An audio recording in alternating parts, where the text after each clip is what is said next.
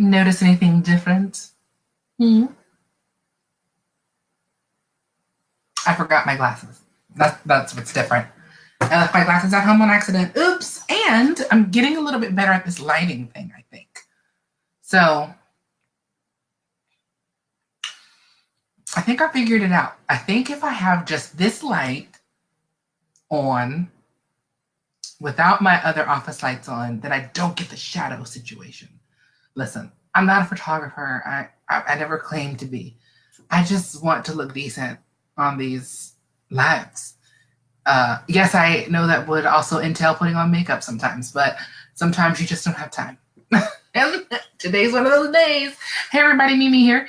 And I wanted to wrap up our series this week of audition songs and like songs that are overdone. So as you know, on Monday, we did songs that were overdone for auditions for females. Wednesday, we did songs that were overdone for males. And today I'm going to give you a remedy. I'm going to give you 5 shows that are lesser known, for the most part, that you should look into for audition material, okay? Some of these you may have heard of, and some of these you probably haven't. And that's okay. That's the whole point, is that just because you haven't heard of some of these shows, it doesn't mean that they're bad shows, okay? Like TV, shows debut on Broadway and they close too. Sometimes you have really short runs. There's shows that have closed the same weekend they opened. So, but that doesn't necessarily mean that there isn't some type of good music in that show. There's also some that aren't done as much for whatever reason, but it doesn't mean that they're horrible shows, but there might be some good gems in those shows. Now, there are some shows that just are horrible, and that's just the truth. And that, it is what it is. But sometimes, even in the horrible shows, there's at least 1 or 2 good songs, okay? The ones I'm going to show you now aren't horrible shows. Some of them may not necessarily be your speed, or you kind of go, what? That's a musical? But just hear me out, okay? Just hear me out. If you are watching this in the replay, please comment replay. I thank you for actually coming back to listen to what I have to say. That makes me feel nice that you actually want to hear and listen to me. I appreciate that. If you see a lot of squinting today, it is because I left my glasses at home. I can't see what's written on my screen. That's what's happening here. All right, let's get this party started. The first show is Taboo, okay? And this show was real popular in the early 2000s, I think it was. And I'm gonna give you a synopsis, okay? Set in an abandoned London warehouse, the partly imagined story of a group of club names set in a location of what was the city's most fashionable nightclub, the now legendary Taboo, that was the name of the club, which was the creation of Lee Bowery, okay? Boy George is featured as one of the club's regulars, but in reality, George rarely attended.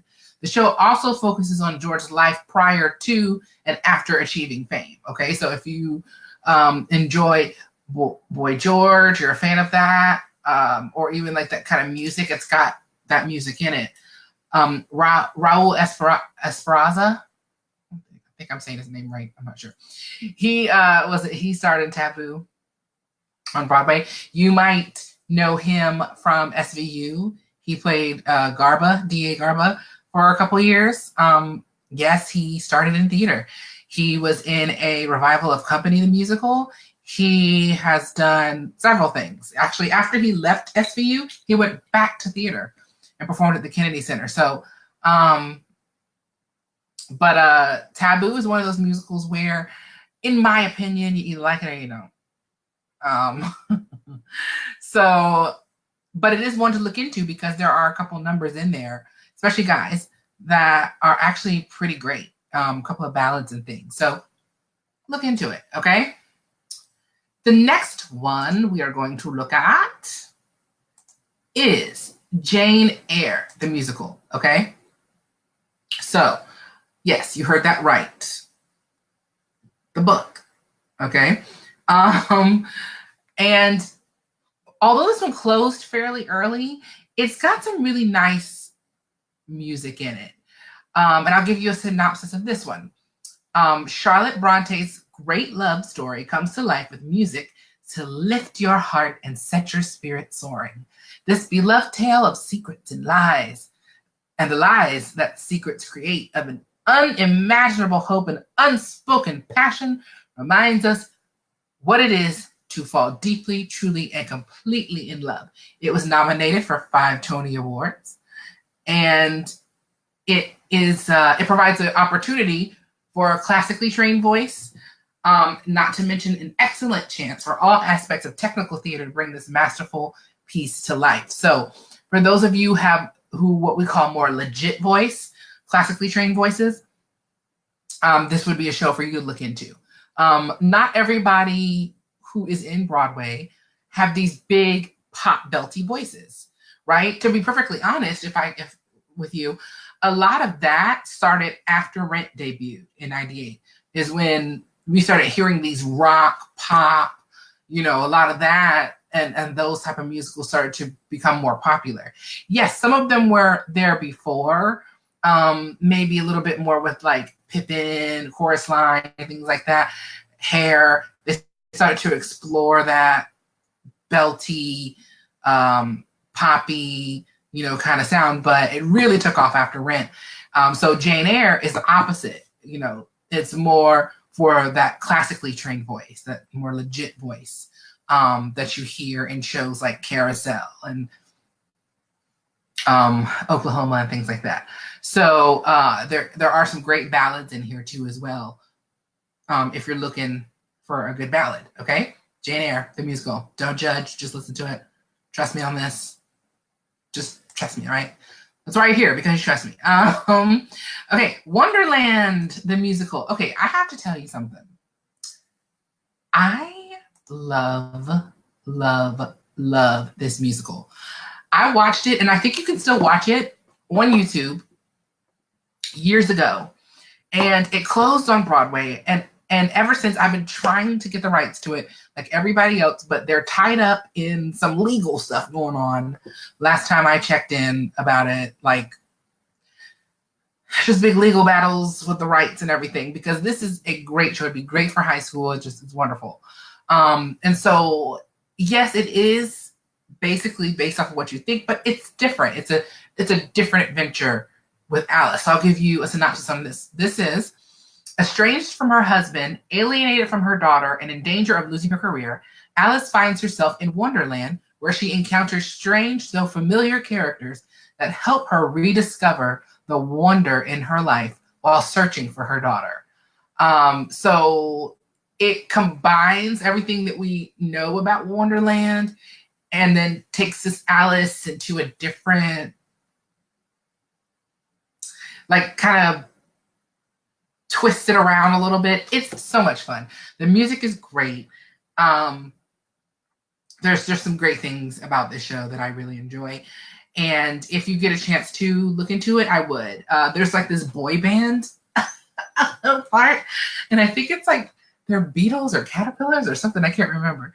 But it's like a boy band kind of song. It's really neat. So yeah, Wonderland, look into it. It's a good one.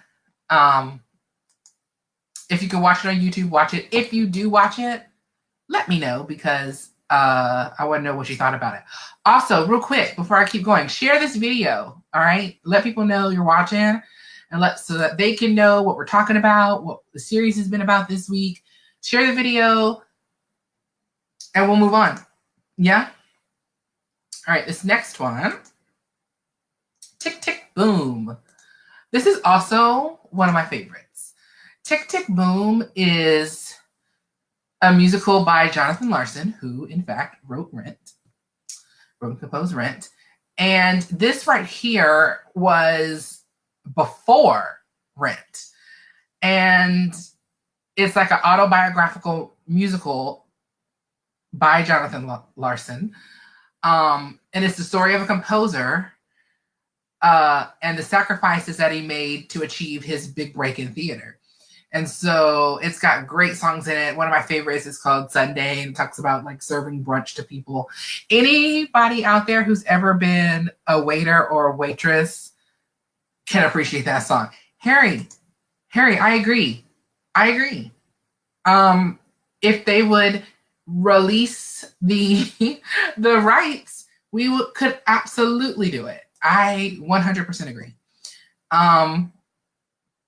But this musical Tick Tick Boom it's a lot of fun, and it's got that poppy, belty kind of tone, if that's what you're going for, in it. And great numbers for guys and girls. There's great duets. So yeah, look into Tick Tick Boom. If you like Jonathan Larson, if you liked Rent, then you're gonna love Tick Tick Boom. Okay. All right, and this last one, don't judge me. All right, I want you to hear me out. Carrie the musical. Okay, just listen to me. Okay, just listen. Just hear me out. Before you judge me, hear me out, all right? Yes, it is Carrie the musical, as in Carrie the girl with the telekinetic powers who sets the gym on fire at prom. Yes, it is. Yes, it is a musical. I know what you're thinking. Why? I know, I get it. Let me break it down. Let me just break it down to you, okay? So Carrie, the musical, actually, the first version premiered back in, yes, Harry, yes. Carrie, yes. This is one of those that I cannot wait to do when we get a theater. I'm really excited about it. Carrie premiered back in the early 80s. Betty Buckley actually played the mom. Carrie was one of those shows that opened and closed, I want to say, in one weekend or 1 week. And I have to be honest, the music from the original Carrie was not good. And you know a musical is bad if legendary Betty Buckley can't even save it. You know what I mean? Fun fact, Betty Buckley was actually the coach in the film version of Carrie. Stephen King's novel, you know, that they made the film. She was actually the gym teacher in the film, and then she did the Broadway show as Carrie's mom, and it flopped big time. Well, in 2013, some composers got a hold of it and they revamped it and made it a little bit, it made it more modern, made it more hip, and the music, there's some great music in that show. This is another one that you can watch on YouTube. And I would, if I were you, I'd watch it because it's very interesting. It's just, I love seeing that magic of theater, of how they get things to move and the way they have to rig things up. That's just always been fascinating to me. So it's probably partly why I'm in theater. And so I would really look at that because it looks really neat. And there's some great music in it, guys. Don't judge it until you've watched it or seen it. Please. Just look into it, okay? Just look into it. Those are my top 5 musicals you should look into. So if you want me to do a part 2 of the series of overdone audition songs, because trust me, I have more. Just comment with a gimme more at the bottom, and I will put together another series of overdone audition songs for females and males, and another video of lesser known musicals that you should look for audition material in, okay? Thank you guys. This has been so much fun. So share the video. Let everybody know you watched it.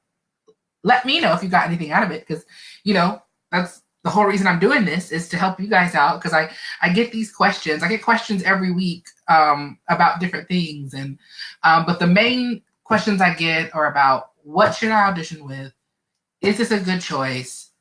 How how do I find audition songs, things like that. And so maybe I'll do a series on where to go to look for audition pieces, like sheet music and stuff, or monologues. Comment below. Let me know if you want me to do more on this type of topic. Comment with give me more, and I will do it for you. All right. You guys are awesome. If you need anything, let me know. I'm here. I'll be at the studio today because we got rehearsal tonight and filming the promo for the murder mystery. If you haven't got your tickets, get it now. Get them now.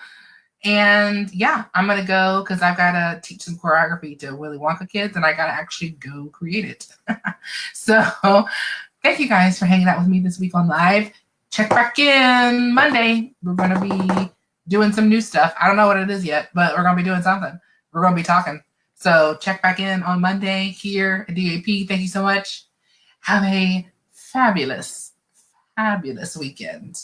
Bye.